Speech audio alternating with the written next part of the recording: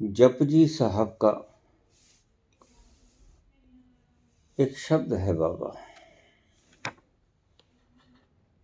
सुनिए दुख पाप का नाश।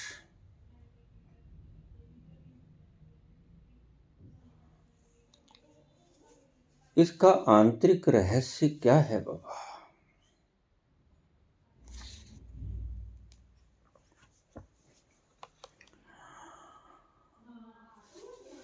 जपजी साहब मंत्रों का भंडार है। एक एक शब्द मंत्र है। सुनिए दुख पाप का नाश।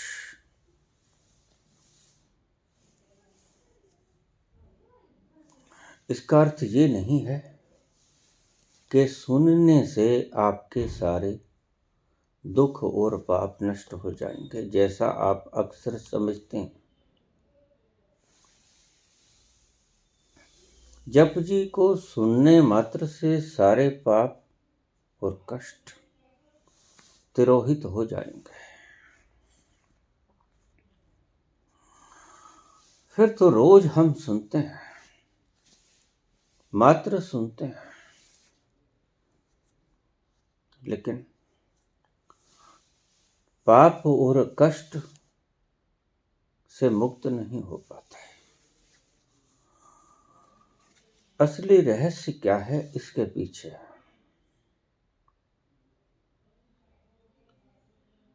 सुनिए दुख पाप का नाश। महावीर ने कहा अपने शिष्यों को, श्रावक हो जाओ, सम्यक श्रावक हो जाओ।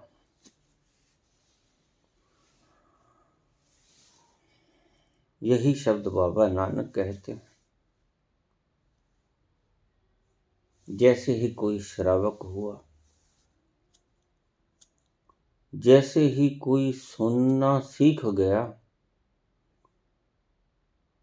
श्रावक होने की और सुनने की एक कला है। जो व्यक्ति उस कला को सीख जाता है, वह दुख और पाप से पार हो जाता है।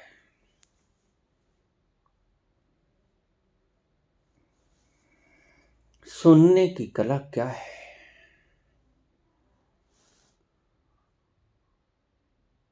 होता क्या है? सुनने से होता क्या है? सम्यक श्रवण से होता क्या है? सम्यक श्रवण से तुम्हारा मन ठहर जाता है,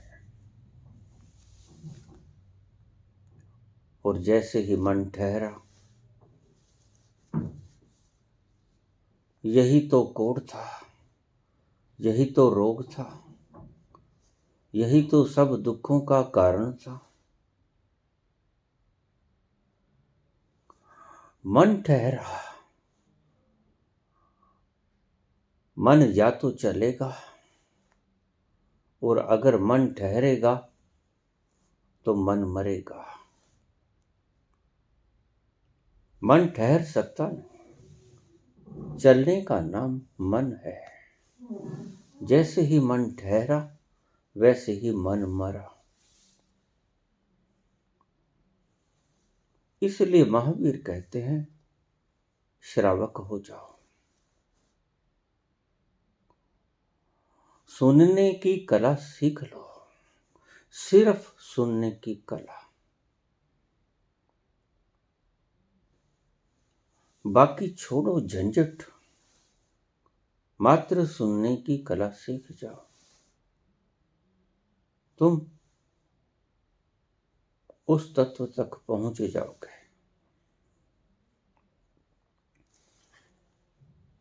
सुनिए दुख पाप का नाश, यही बाबा कहते हैं। वो कहते हैं कि सुनने की कला पैदा करो, परिपूर्ण सुनने में मस्त हो जाओ। तुम्हारी सारी ऊर्जा सुनने में केंद्रित हो जाए तो दुख और पाप से मुक्ति मिल जाएगी। क्योंकि जैसे ही तुमने सुना, सिर्फ सुना, तो तुम उस पल में ठहरे, और जैसे ही तुम ठहरे वैसे ही तुम अपने भीतर उतरे। रोज मुझे लोग पूछ लेते हैं, बाबा अपने भीतर कैसे उतरे? यही सूत्र है। सुनिए, दुख पाप का नाश। सुनने की कला जान लो। जैसे ही सुनने की कला परिपूर्ण रूप से आप जान लिए, ठहर जाएगा मन।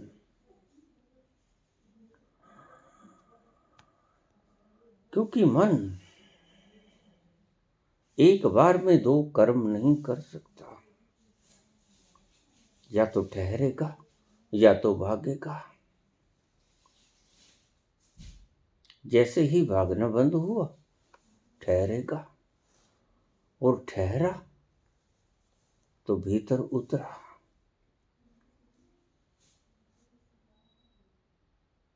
जिस दिन तुम ठहरना सीख गए, कारण चाहे कोई भी हो, विधि चाहे कोई भी कारण बने, ठहरने का मन के वो श्रवण हो,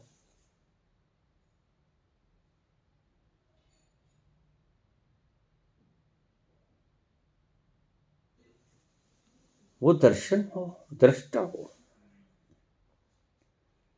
वह मौन हो, कारण कुछ भी बने, जैसे ही मन ठहरेगा वैसे ही भीतर उतर जाओगे। भीतर कैसे उतरे? मात्र ठहर जाओ। ये ठहरना ही तो मुश्किल है।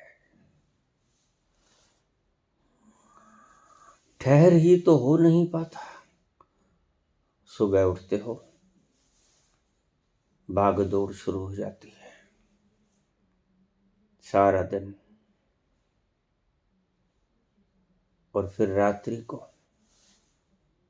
तुम सोचते होगे कि शायद मन ठहर गया। नहीं, मन ठहरता नहीं। मन निष्क्रिय होके, निर्जीव होके थक जाता है। ऊर्जा विहीन हो जाता है मन, और उस ऊर्जा विहीन मन को गिरना ही पड़ता है। औंधे मुंह थक जाता है। तुम भाग रहे हो, दौड़ रहे हो सारे दिन बिना कुछ खाए पिए, कब तक भागोगे? एक वक्त आएगा जब शक्ति चुक जाएगी और तुम औंधे मुंह गिर पड़ोगे।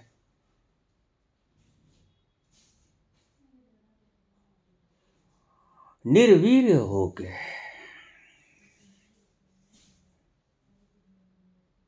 एनर्जी लेसनेस में सारी शक्ति खो दोगे,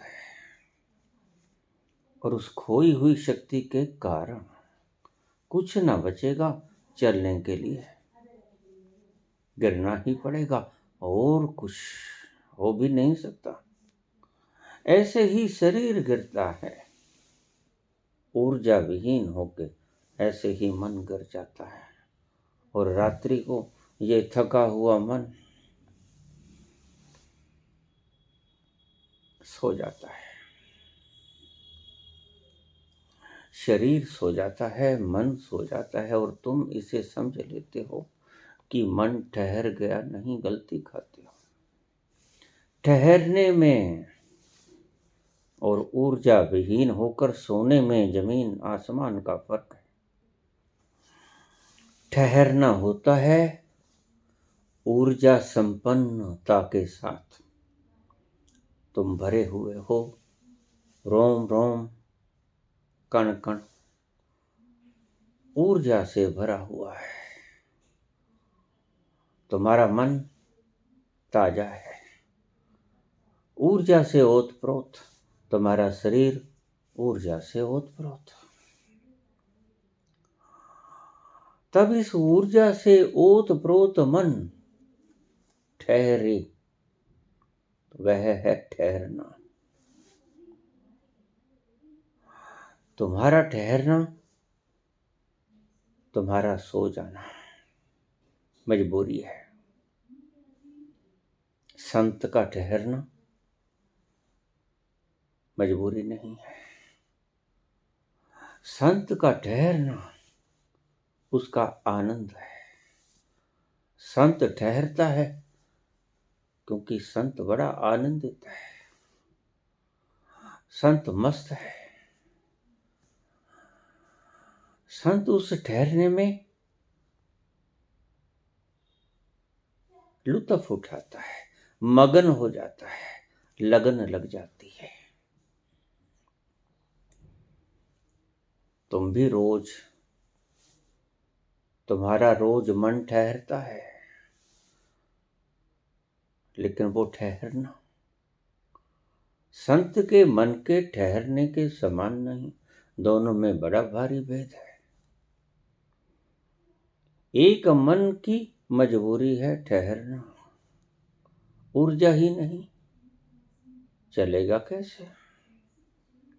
वो तो ऐसे जैसे कोई कार का पेट्रोल समाप्त हो गया हो और वह ठहर गई हो। कार का ठहरना उसकी मजबूरी है, ईंधन समाप्त हो गया। लेकिन संत के मन का ठहरना, ईंधन तो भरपूर होता है, भरा होता है ईंधन, फिर भी ठहरता है।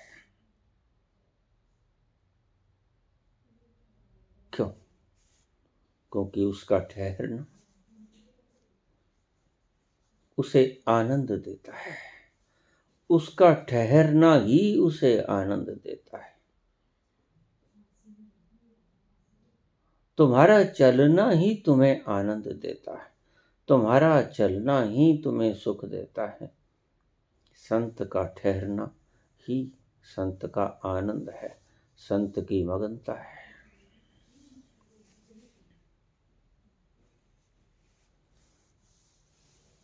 श्रावक बन जाओ, सुनिए दुख पाप का नाश।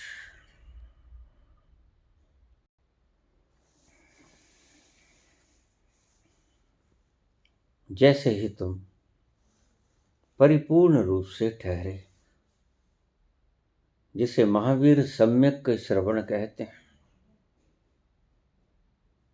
तो एक बात का ध्यान रखिएगा, सम्यक श्रवण तुम्हारी शक्ति को व्यय नहीं करता। तुम्हारी शक्ति को तुम गेन करते हो जब तुम सम्यक श्रवण में होते हो।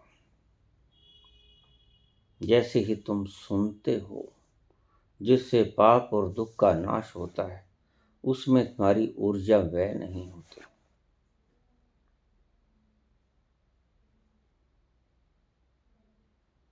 और जो तुम सुनते हो,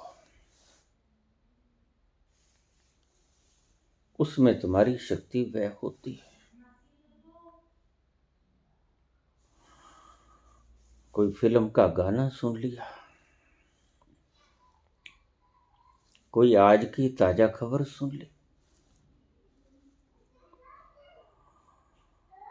तुम जो भी सुनते हो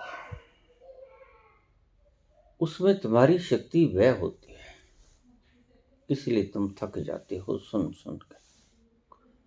एक सुनने की कला बाबा नानक की भी है, एक सुनने की कला महावीर की भी है। वो कैसे सुनते हैं? तुम जैसा नहीं सुनते। तुम्हारे सुनने से तुम्हारी ऊर्जा व्यय होती होती तुम थक जाते हो। तुम सुनने से भी थक जाते हो। क्यों? क्योंकि तुम सश्रम सुनते हो। तुम सुनते हो, सश्रम परिश्रम करके सुनते हो। लेकिन ये तो नहीं कहा बाबा ने। बाबा कहते वो जो सुरीली मधुर वाणी ईश्वर की गूंज रही है, स्वयं में भी सुनाई पड़ेगी। भला जिसको अनाहत नाद शुरू हो गया, चाहे भी तो उसे बंद करेगा, कर पाएगा नहीं। उपजा भी नहीं सकता, बंद भी नहीं कर सकता।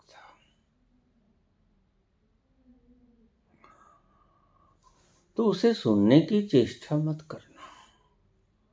धीरे धीरे खुद ही बढ़ा। जब खुद ही उपजा तो खुद ही बढ़ेगा।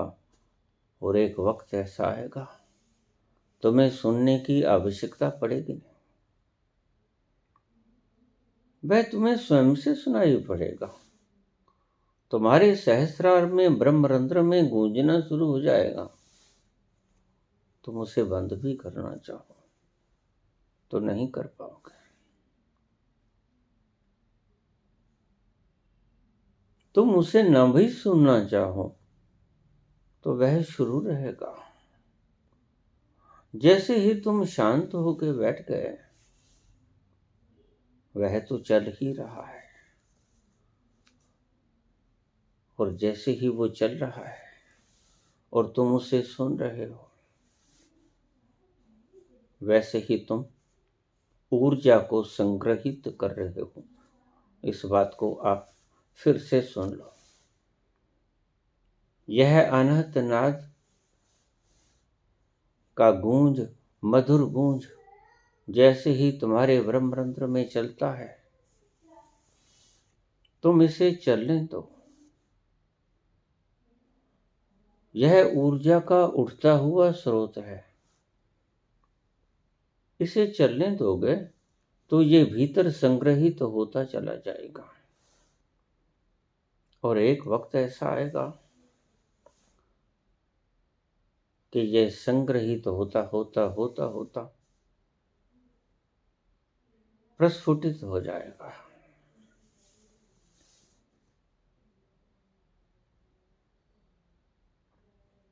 तुम शांत हो जाओगे। इतनी मीठी ध्वनि है। शुरू शुरू में शायद कुछ अड़चन हो सकती है, लेकिन बड़ा प्यारा संगीत है। Unstructured sound of God, sound of silence. इस साइलेंस की आवाज को गूंजने दो, सुनो मत। सुनो मत इस दिशा में कि सुनने के लिए प्रयास भर मत करो। गूंजेगा, सुनाई भी पड़ेगा।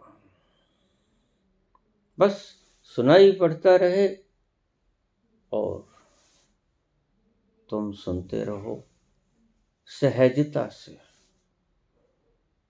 तो यह भीतर से उठती हुई कुंडलिनी के भीतर से उठती हुई ऊर्जा का निरंतर प्रवाह है, जो तुम्हारे मूलाधार से शुरू होके तुम्हारे ब्रह्मरंध्र तक जाता है और तुम्हारे ब्रह्मरंध्र में गूंजता दिखाई पड़ता है। लगेगा जैसे कानों से हो रहा है, लेकिन हो नहीं रहा है। हो तो रहा है तुम्हारे ब्रह्मरंध्र में, गूंजता है तुम्हारे सहस्रार में, गूंजता है तुम्हारे ब्रह्मरंध्र में। और यह गूंज उस एनर्जी को जमा कर रही है, स्टोर कर रही है। धीरे धीरे धीरे धीरे उस विराट शक्ति में लीन होने के लिए वक्त लग सकता है। वक्त ज्यादा भी लग सकता है और वक्त कम भी लग सकता है, लेकिन जैसे ही वो स्टोर भर जाएगा ब्रह्मरंध्र का, वैसे ही वो टपकने लगेगा आपके भीतर रस बनकर। ये जो कहते हैं कि सुरत कलारी भई मतवारी, मदवा पी गई बिन तोले। यह मदवा आता कहाँ से है? यह मदवा ब्रह्मरंध्र से टपकता है। यह मदवा सहस्रार से टपकता है। कब टपकता है? जब ब्रह्मरंध्र भर जाता है, जब सहस्रार भर जाता है, जैसे गगरिया भर जाती है, उसमें एक बूंद और समाती नहीं। एक बूंद भी गिराओगे तो वह छलकेगी। वह छलकती हुई बूंद अमृत की तुम्हारे गले में उतरेगी, तुम्हारे कंठ में से गुजर के जाएगी और तुम्हें शीतलता प्रदान करेगी, तुम्हें आनंद प्रदान करेगी।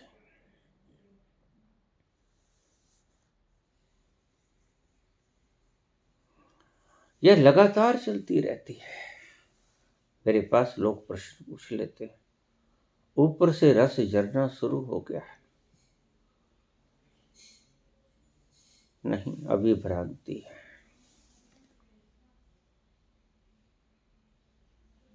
रस झरना जब शुरू हो गया तो आठों पहर रस झरेगा और उस रस का ही आनंद है। सदा दिवाली साधकी आठों पहर आनंद। इसके पीछे गहरा रहस्य यही है, sound of silence. Sound of silence को सुन सुन के जब गगरिया भर जाती है तुम्हारे ब्रह्मरंध्र की, तुम्हारे सहस्रार, तो वह टपकती है तुम्हारे कंठ में और भीतर उतरती है तुम्हारे हृदयस्थ में। हृदय को शीतल कर जाती है, आनंदित कर जाती है। ब्रह्म है। मुझसे लोग पूछते हैं, कभी कभी रुक जाती है, कभी कभी ये टपकने लग जाती है रस ने। वो जब झरेगा तो जैसे अनाहत नाद 24 घंटे शुरू रहता है, वैसे ही वो झरना भी 24 घंटे शुरू रहेगा। एक पल के लिए भी वह आनंद का झरना रुकेगा नहीं। तुम्हारे भीतर ही वह टपकता रहेगा। हर पल का आनंद, हर पल का रस का झरना। बस इसे ही संत पीते हैं 24 घंटे। और इसीलिए वो कहते हैं कि हमारी तो दिवाली सदा दिवाली साधकी। आपके लिए दिवाली एक दिन आती,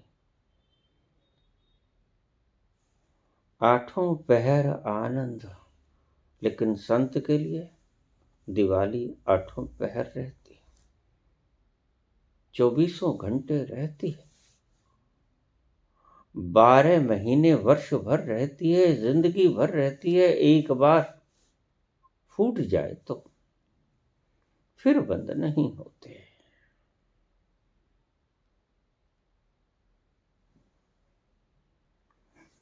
इसीलिए संत का प्रवचन सुन के आप कहते हो बहुत मजा आया, बहुत रस झरा, बहुत आनंद आया, आह बड़ी मौज लगी, तृप्त हुए। क्या होता है? वह फुहार उस झरने की तुम्हारे तक भी पहुंचती है, जो कछु गंधी दे नहीं तो भी वास सुवास। वह संत के भीतर का झरना तुम्हें भी सुवासित कर जाता है। उनकी वाणी का आनंद आपको भी नहला जाता है।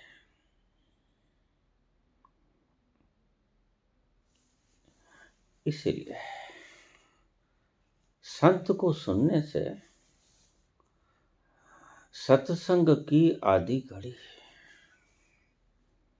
वर्ष के भजन के वर्ष 50, आध घड़ी का वर्ष न भजन न 12 मास। जपते रहोगे तो 12 महीने जपते रहोगे, लेकिन उससे शक्ति खोओगे, एनर्जी व्यय होगी। तुम्हारे सारे आध्यात्मिक कर्म एनर्जी को खोने के हैं। सांसारिक कर्म तो एनर्जी के खोने के हैं ही, लेकिन आध्यात्मिक कर्म कांड भी तुम्हारी एनर्जी को खोने के हैं।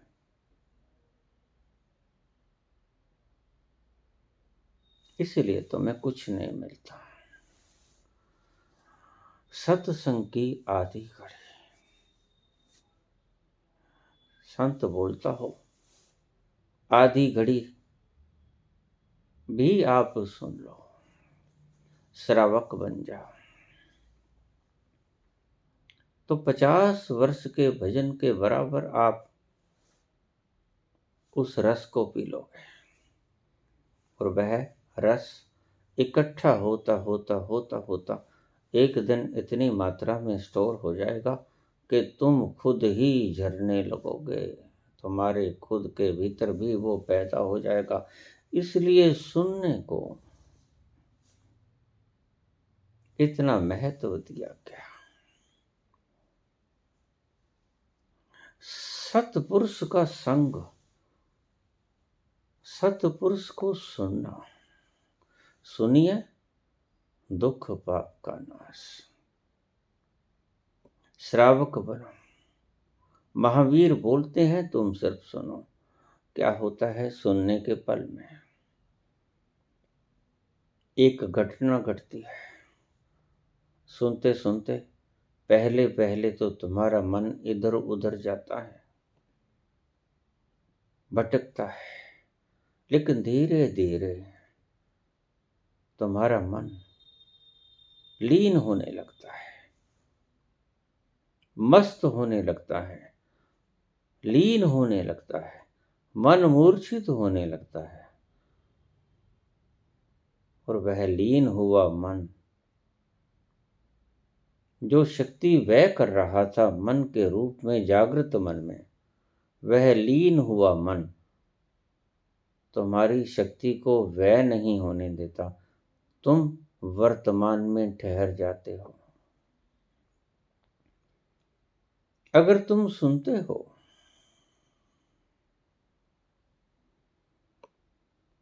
और भविष्य की कल्पना करते हो,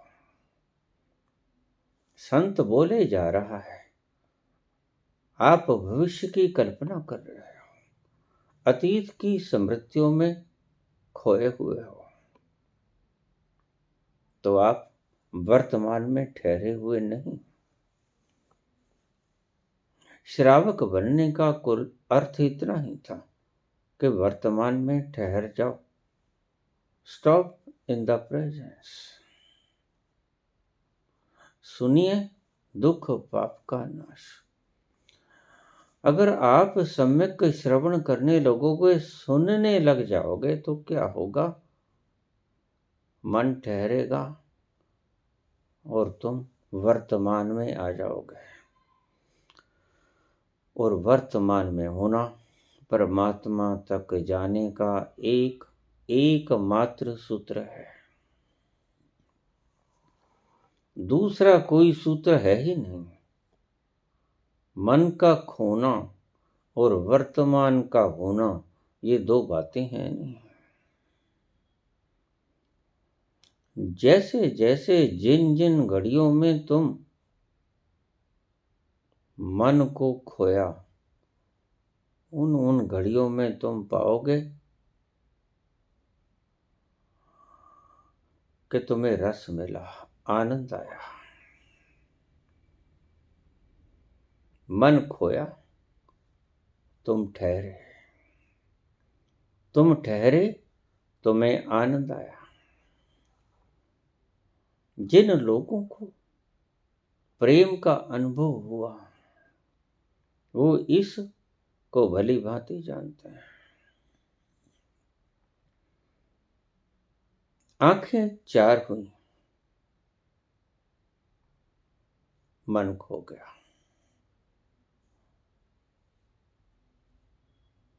यह एक अद्भुत गणित है। दो मन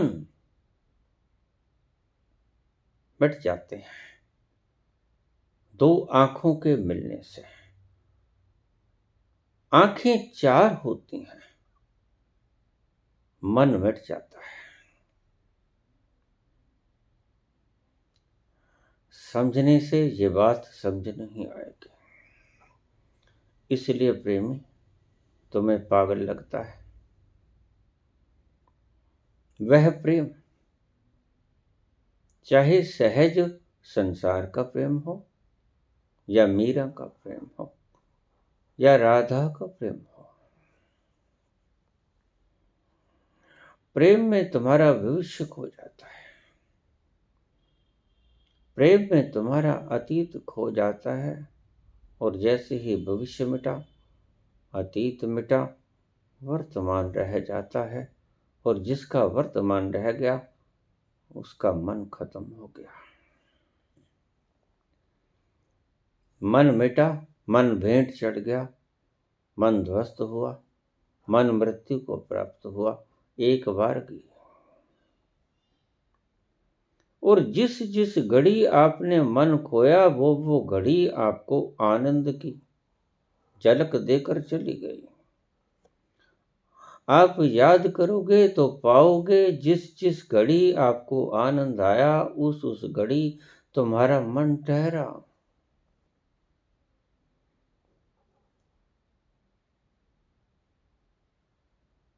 संभोग के अंतरंग क्षणों में आप पाओगे मन ठहर गया।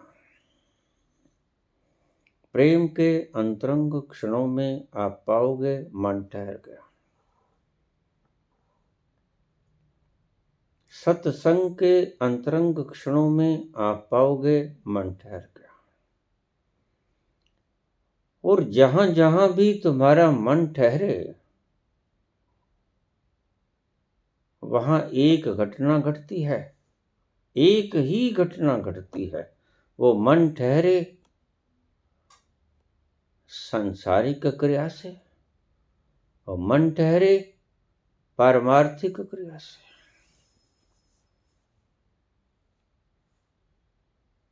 कभी ऐसा भी होगा कि तुम्हारे हाथ दान के लिए बढ़ेंगे, और दान लेने के लिए किसी के हाथ बढ़ेंगे, और तुम अपने हाथों का दान जब उसके हाथों पे रखोगे तो सहसा ही आपका मन ठहर जाएगा और आपको आनंद की अनुभूति होगी।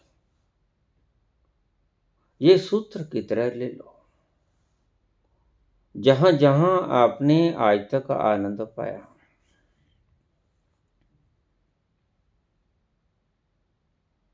वहां वहां आपका मन रुका होगा, अन्यथा उस आनंद की झलक मिल ही नहीं सकती थी। ये बिल्कुल ऐसा है, जहां जहां आपने तस्वीर देखी अपनी, झील बिल्कुल मौन हो गई थी। मौन झील में ही आप अपना चेहरा शुद्ध रूप से देख पाते हैं। झील में जरा भी लहर उठी, तुम्हारा चेहरा भी विकृत हुआ। बस इस लहर का उठना ही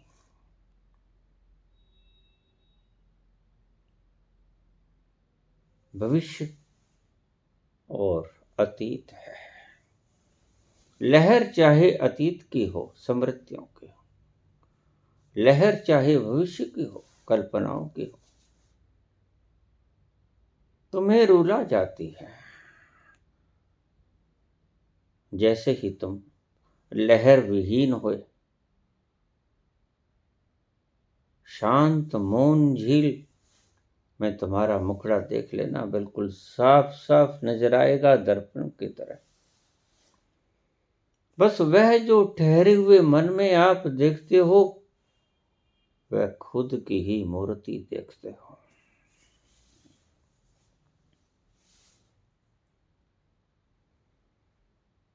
ठहरे हुए मन में जो आपको दिखाई पड़ता है, वो आपका अपना ही प्यारा प्यारा स्वरूप है। आप हो वो ही जो ठहरे हुए मन में, ठहरी हुई झील में, ठहरे हुए दर्पण में अपना दीदार करते हो। फिर उसके लिए पात्र चाहे कोई भी बनाओ, प्रेमी बना, प्रेमिका बनी, सत्संग बना, गुरु बना, स्त्री बनी, पुरुष बना, कोई सर्कमस्टेंस बना, वो कारण बन सकता है।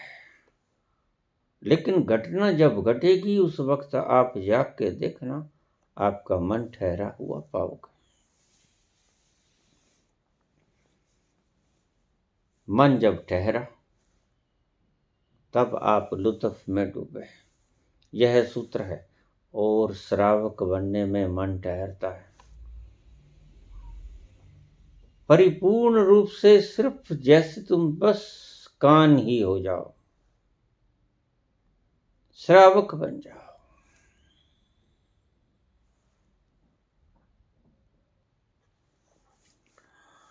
सुनना ही हो जाओ।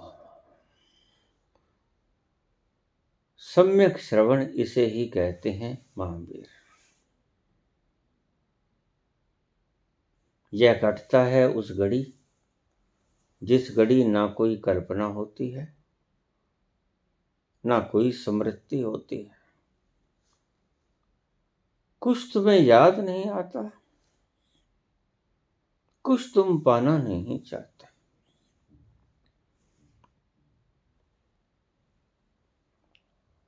कोई सागर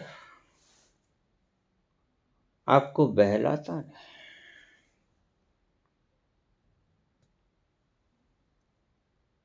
कोई कशिश, ये करना, वो करना, ये पाना, वो पाना, ये बनना, वो बनना, ये तुम्हें खींचता नहीं।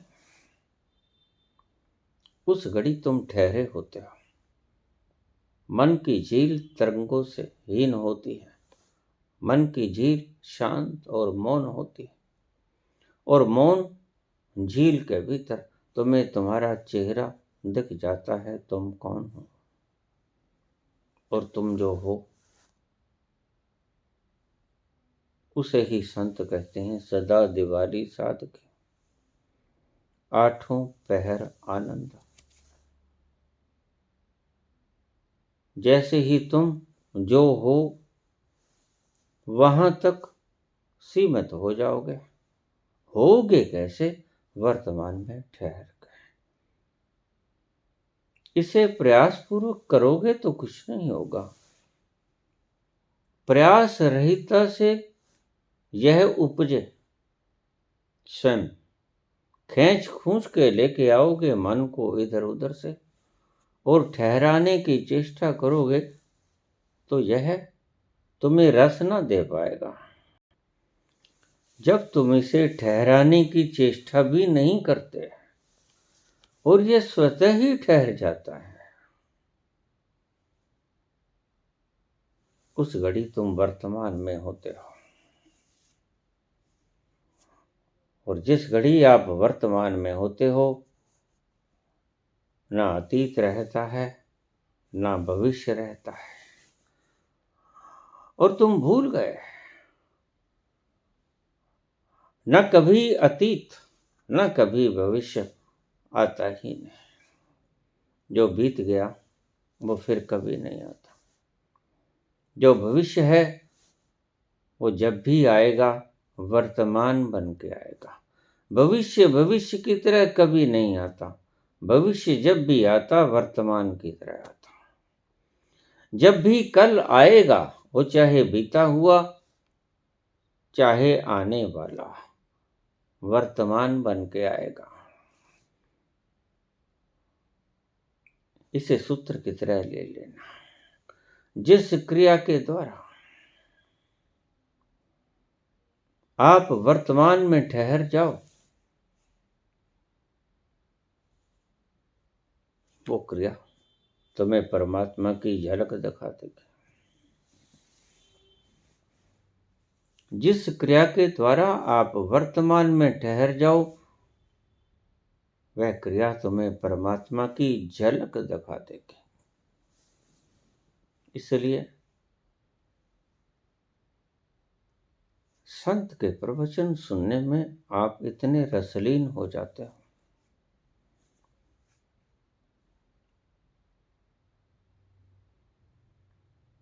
अगर संत का प्रवचन आप सुनते हो और उस घड़ी दो घड़ी में अगर आपका मन ठहर जाता है, तो याद रखना, सुनिए दुख पाप का नाश। यह सुनने से आपके भीतर वो रस स्टोर होना शुरू हो जाएगा, क्योंकि वह जो आनंद दे गया संत का बोलना, वो जाएगा कहाँ। जो आनंद आपने प्राप्त कर लिया संत को सुनते वक्त, प्रवचन को सुनते वक्त, वह जाएगा कहाँ, वह आपके भीतर ही स्टोर हो जाएगा। और थोड़ा थोड़ा करके स्टोर होते होते बढ़ता जाएगा, और बूंद बूंद से एक दिन घड़ा भर जाता है। और एक दिन ऐसा आएगा कि सुनते सुनते सुनते सुनते एक एक बूंद टपकेगी उस आनंद में, और घड़ा भरता जाएगा। बूंद बूंद से घड़ा भर जाता है, और तभी पता चलेगा आपको जब वो छलकना शुरू हो गया। जो आज छलक रहा है, ध्यान रखना, उसने भी कभी बूंद से शुरू किया था। तुम्हारी तरह रीता पात्र था वो भी, बूंद बूंद टपका, घड़ा भरा।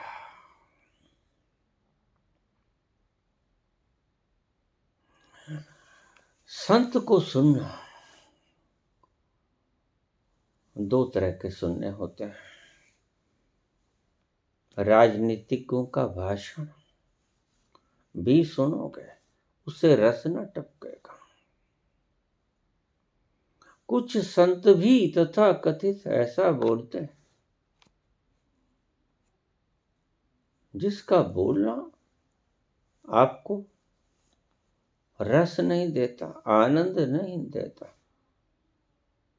अगर किसी संत का बोलना आपको आनंद न दे, आपकी मात्र खोपड़ी को भर दे, ज्ञान से आपकी खोपड़ी को भर दे, सूचनाओं से आपकी खोपड़ी को भर दे, इंफॉर्मेशन से आपकी कलेक्शंस ज्यादा कर दे स्मृति की, तो आपको आनंद का अनुभव नहीं होगा, अहंकार का अनुभव होगा। और अहंकार तो अगर आपके भीतर कुछ कण उस आनंद के पड़े भी हैं, उन्हें भी सोख जाएगा अहंकार। तो सुनने से पहले देख लेना कि हम सिर्फ सूचनाएं एकत्रित कर रहे हैं, या आनंद या खुशी।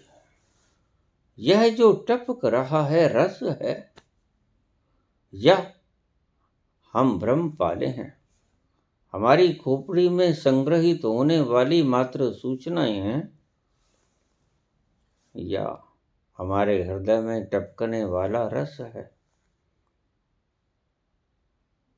इसलिए शब्द कहा गया सत्संग की आधी घड़ी 12 मिनट सिर्फ।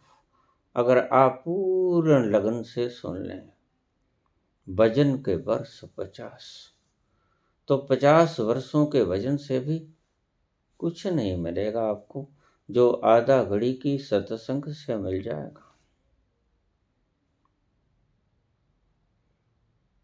सत्संग में क्या होता है? सत्संग किसे कहता हूं? सत्संग में उसे कहता हूं जिस घड़ी में तुम्हारा मन ठहर गया, जिस क्षण में तुम्हारा मन ठहर गया। समयातीत। देखिए, वर्तमान कोई समय नहीं होता। अगर आप वर्तमान को समय कहते हो तो भ्रम में हो। समय होता है भविष्य, जिसका इंतजार करते हो।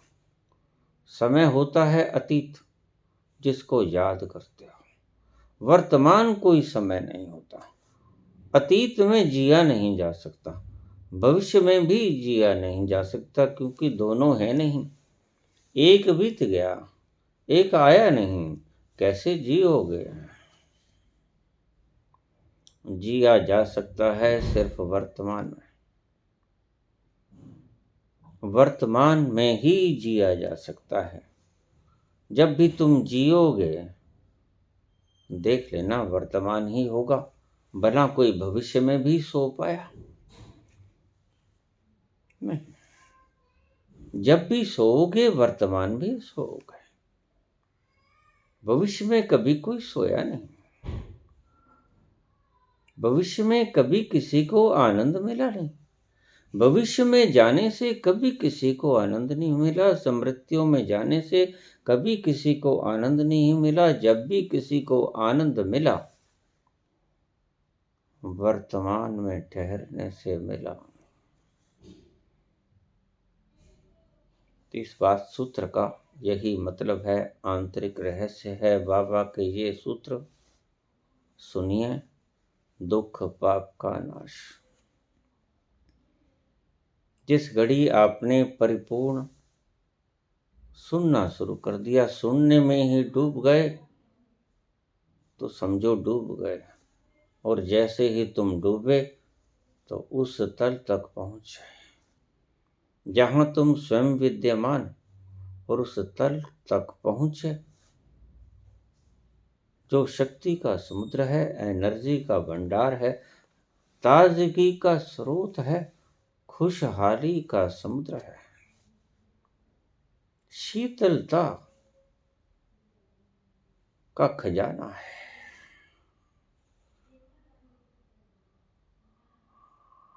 तो तुम भी भर दिए जाओगे, रीते रीते जाओगे, भरे भरे लौटोगे। वर्तमान में ठहर जाओ, वर्तमान में ठहरना सीखो। बहुत सी संसार की चीजें आपको वर्तमान से हिलाने की चेष्टा करेंगे। ये बाहर के वातावरण, इस समाज के मान्यताएं, समाज की सारी योजनाएं, जीने के ढंग, चलने बोलने के ढंग, रहने सीखने के ढंग, चलने बैठने के ढंग, ये समाज के ढंग है।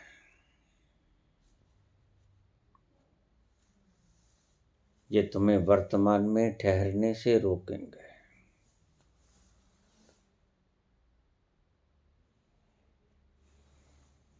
इनको तोड़ देना।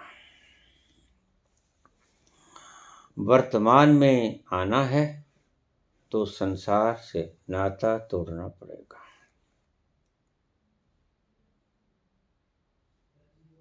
बाहर बाहर आप संसार से रह सकते हो नाता जोड़ के,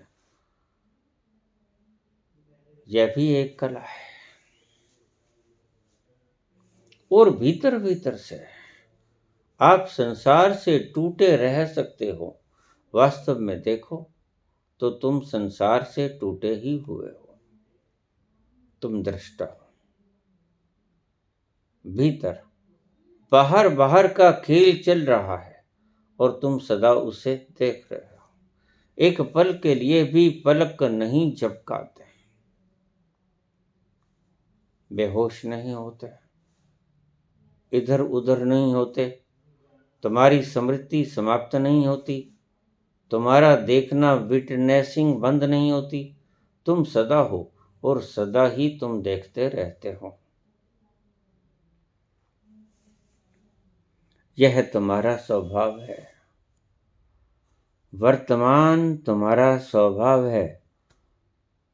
और देखिए, समुद्र में एकाकार होने के लिए समुद्र जैसा ही होना पड़ेगा। बूंद भी तो समुद्र ही होती है। माना आकार में छोटी होती है, लेकिन उसका केमिकल फॉर्मुलेशन समान होता है। बूंद का भी वही, समुद्र का भी वही। तो वह एकांत है, निर्लिप्त है, अचल है, अटल है, अमृत है। तो वहां तक जाने के लिए आपको भी अचलता साधनी पड़ेगी। आपको भी वर्तमान में ठहरना पड़ेगा, क्योंकि वो सदा बिना किसी हिलजुल के वर्तमान में ठहरा हुआ है। वह कहीं चलता नहीं, कहीं जाता नहीं, कहीं आता नहीं। अकंप है, अकंप, कांपता नहीं, अचल यानी चलता नहीं, कहीं जाता नहीं, कहीं आता नहीं। वह तुम्हारा स्वभाव है। तुम हो, वह तुम हो जो कंपते नहीं, वह तुम हो जो अटल हो, कहीं जाते नहीं। वह तुम हो जो अचल हो, जो चलते नहीं। वह तुम हो जो अमर हो। शस्त्र काट नहीं सकता, अग्नि जला नहीं सकती, वायु सुखा नहीं सकती, पानी गला नहीं सकता। ऐसा तत्व तुम हो। इसे जान लो। कैसे जाना जाएगा? वर्तमान में ठहर कर इस एक सूत्र को पकड़ लेना।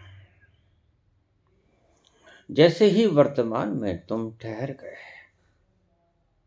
सभी तरफों से अपनी शक्ति को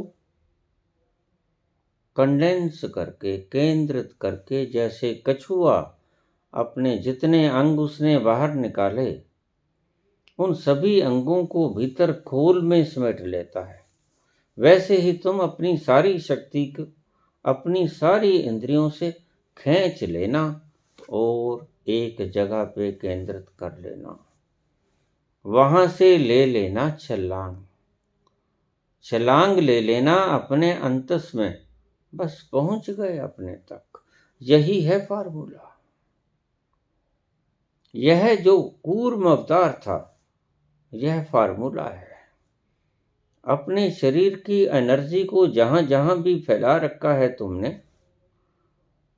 अपनी शक्ति को जहां जहां भी तुमने फैला रखा है, वहां वहां से तुम उस शक्ति को खींच लो, वापस बुला लो और एक जगह पे कंडेंस कर लो। कछुए की भांति। तो सूत्र मिल गया। जैसे ही तुम कंडेंस होगे,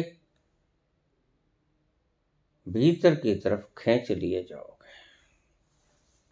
यह तुम्हारा बिखराव ही है जो तुम्हें भीतर तक जाने नहीं देता। यह तुम्हारा बिखराव ही है, अन्यथा चुंबक तुम्हें खींचने को सदा तैयार बैठा है। तुम थोड़ा चुंबक के क्षेत्र में तो आओ। तुम उसके क्षेत्र में प्रवेश नहीं करते। तुम उसके क्षेत्र से आसपास मंडराते रहते हो, वह खींचे तुम्हें कैसे? उसके क्षेत्र में प्रवेश करो। पहले सारी ऊर्जा को, सारी इंद्रियों से, जहां जहां भी तुमने बिखराव कर रखा है अपनी शक्ति का, वहां से आप इकट्ठी करके एक जगह पे कंडेंस कर लो। विपश्यना साधना यही कुछ कहती थी, लेकिन चूक गए इसको करने वाले। एक स्थान पे केंद्रित कर लो, सारी शक्ति को श्वासों के ऊपर केंद्रित कर लो। लेकिन अगला स्टेप चूक गए। बुद्ध ने तो बताया, लेकिन व्याख्याकारों ने चूक दिया। वो व्याख्याकार उसको ठीक से समझा नहीं पाए, अटके हुए हैं लोग। बस सिर्फ कंडेंस हैं, कॉन्सेंट्रेट हैं, और कॉन्सेंट्रेशन से परमात्मा नहीं मिलता, कॉन्डेंसेशन से परमात्मा नहीं मिलता। भीतर छलांग लगानी पड़ेगी। कॉन्डेंस तो हो गए, किसी तरीके से हो गए। एक कूर्म अवतार की विधि अपना लो, या विपश्यना अपना लो, या जितनी भी विधियां हैं वो आपको, त्राटक की विधि भी यही है। सभी तरफ से अपनी शक्ति को एक बिंदु पर एकत्रित कर लेना। सभी विधियां हमें यही सिखाती हैं। सारी शक्ति को एकत्रित करके एक बिंदु पर इकट्ठी कर लो। लेकिन यहां तक रुक गई, आगे का एक स्टेप नहीं कर पाए, क्योंकि उसे करने के लिए बड़ा साहस चाहिए। छलांग नहीं ले पाए, कंसंट्रेशन हो गए, बिंदु के ऊपर सब खींच कूच के ले आए, भीतर छलांग नहीं लगा सके तो रुके पड़े हो। अनंत लोग इस कंसंट्रेशन पर रुके पड़े हैं, अपने भीतर तक पहुंच नहीं पाते, बस इस बिंदु पर अटके खड़े हैं। वो बिंदु चाहे श्वासों का हो, चाहे त्राटक का हो, चाहे किसी भी चीज का हो, चाहे ध्यान का हो। अगर तुम ध्यान को भी कहीं एकत्रित करोगे तो भी तुम्हें कुछ नहीं मिलेगा, तो भी तुम चूक जाओगे। तुम इकट्ठी करो अपनी शक्ति को एक बिंदु पर और वर्तमान में ठहर जाओ। आप पाओगे उस महान चुंबक की तरफ खींच लिए गए। वो खुद ही खींच लेगा, उसका काम ही यही है। उसके क्षेत्र में जो प्रवेश कर गया उसको खींच ही लेता है। वो वर्तमान में ठहरना सीखो, वर्तमान में होना सीखो। सभी तरफ से अपनी शक्तियों को खींच लो। भविष्य में जो आपने बिखराव कर रखा है, अतीत में जो आपने बिखराव कर रखा है, समाज में जो आपने बिखराव कर रखा है, संसार में जो आपने बिखराव कर, सब तरफ से अपनी शक्तियों को खींच लो। एक स्थान पर उसे कंसंट्रेट कर लो। और उसके बाद का भी स्टेप याद रखो, यहां जरूरत पड़ती है गुरु की। जब आप बिल्कुल कंडेंस हो जाओ, वहां गुरु की भी परख होती है, वहां शिष्य की भी परख होती है। शिष्य की परख होती है कितना साहस दिखाता है जंप करने में, और गुरु की भी परख होती है कितना मोटिवेट करता है इसे छलांग लगाने के लिए। दोनों की परख हो जाती है। सुनिए, दुख पाप का नाश, श्रावक बन जाओ, ये दोनों चीजें आपको एक कंडेंस कर देंगी शक्ति। उसके आगे गुरु का काम शुरू होता है। फिर गुरु तुम्हें करेज देगा, लगा दो छलांग, जंप। और आप सोचना मत, वर्तमान में ही टिके रहना, करेज को बनाए रखना, खुद को खोने की तैयारी रखना। आप खींच लिए जाओगे उस महाशक्ति की तरफ, उस महाशक्ति के द्वारा, उस महा आनंद के द्वारा। धन्यवाद।